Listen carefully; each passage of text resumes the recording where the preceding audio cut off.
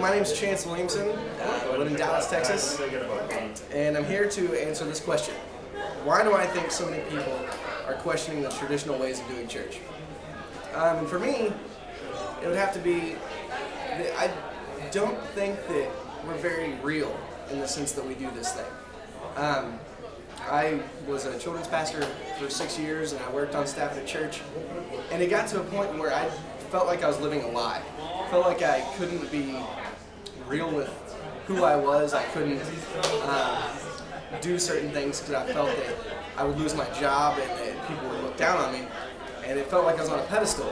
And I would go to random bars with friends of mine, not doing anything terrible, not doing anything bad, but if the people that I worked with knew that's where I was at, I would get fired.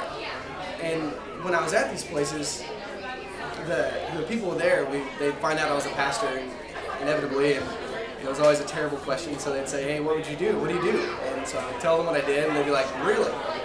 Well, here's what I think about church. And they were always so disillusioned and so angry, and so they just felt like it wasn't real, like I said. They had some of the same objections that I did about the whole thing. And what I found is that these people, these overlooked and swept under the rug people that the church couldn't give a rip about, that I started finding love there and finding friendship.